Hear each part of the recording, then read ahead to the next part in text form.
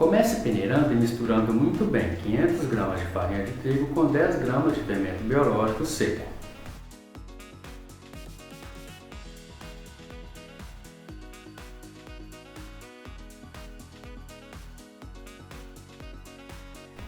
Em um recipiente, coloque 2 ovos inteiros, 50 gramas de açúcar, 1 colher de sopa de sal, 100 gramas de manteiga ou margarina em ponto de pomada e 20 ml de óleo. Misture tudo isso muito bem até que forme um creme bem liso. Coloque agora 500 ml de água morna e mexa até que fique tudo muito bem misturado.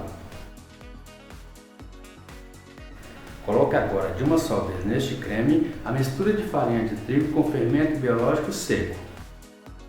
E comece a misturar com uma colher de pau até que essa massa fique bem lisa. Vá acrescentando agora e aos poucos mais cerca de 700 gramas de farinha de trigo peneirada, sempre aos poucos. Se não precisar de colocar toda a farinha, não coloque. Vá fazendo este processo mexendo com a colher de pau sempre depois de cada adição de farinha de trigo.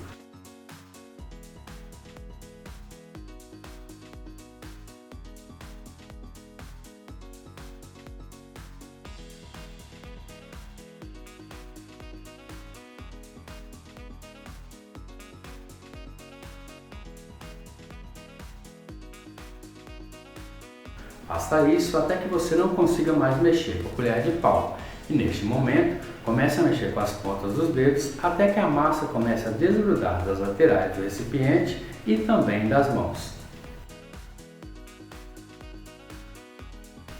Passe a massa para uma bancada enfarinhada e comece a sovar a massa levemente até que ela fique bem macia e elástica.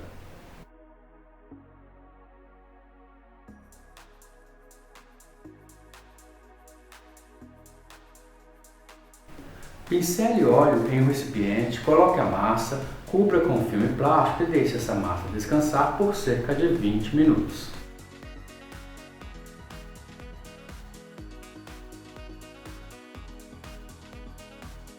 Depois deste tempo, pincele óleo em toda a bancada, coloque a massa e comece a mexer nela somente para que ela perca a fermentação e volte ao seu estado normal.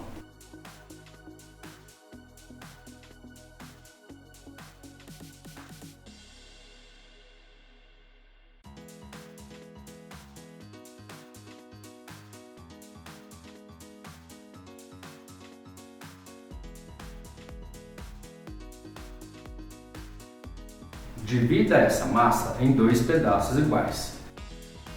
Em seguida, faça 2 bolas de mesmo tamanho com esses pedaços de massa.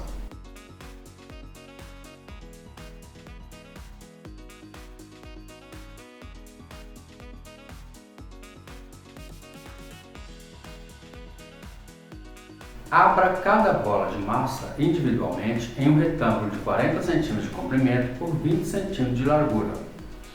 Pressione com as pontas dos dedos todas as laterais do retângulo de massa aberto. Isso vai ajudar na colagem da massa na hora de enrolar. Trace uma linha imaginária bem no centro da massa, dividindo a massa em 20 cm na parte superior e 20 cm na parte inferior, mas sem separar a massa.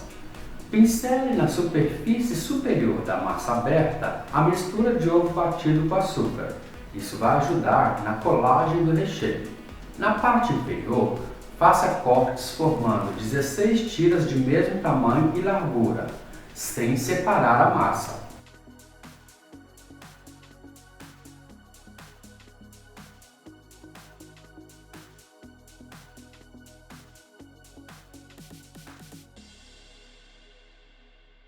Divida agora o recheio em 2 partes iguais, pois faremos aqui 2 pães.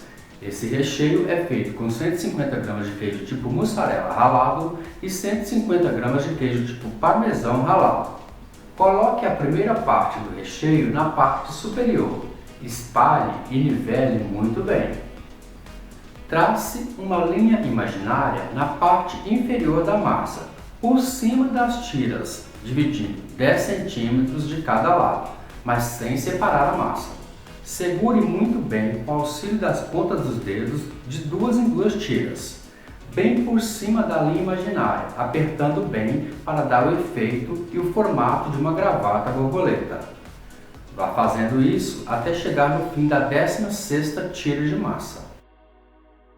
Comece a enrolar o retângulo de massa aberto, começando pela parte superior e terminando na parte inferior do retângulo de massa, revelando assim o efeito de gravata borboleta.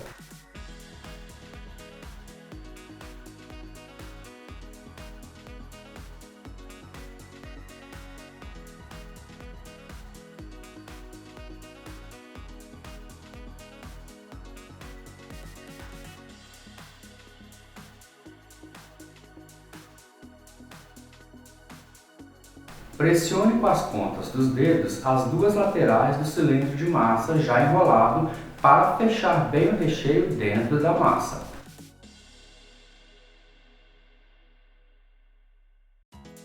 Faça isso também com a outra bola de massa. Acompanhe.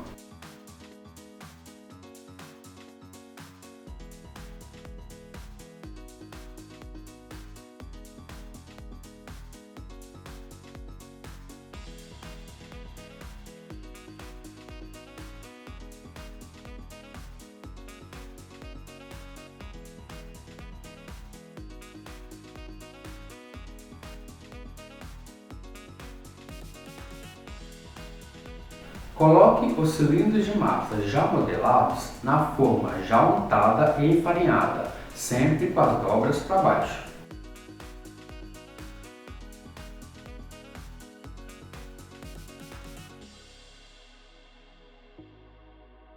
Pincele a mistura de ovo batido com açúcar na superfície de cada pão já modelado.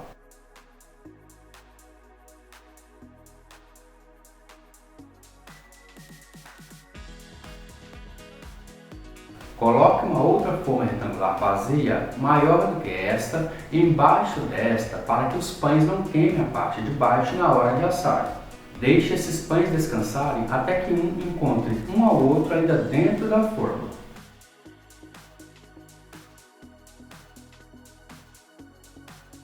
Depois deste tempo de descanso e com os pães já crescidos, leve os pães para assarem em forno pré-aquecido a 200 graus por cerca de 40 minutos até dourarem levemente a superfície de cada pão. Retire os pães do forno e com eles ainda quentes, pincele manteiga derretida na superfície de cada um para ativar o brilho.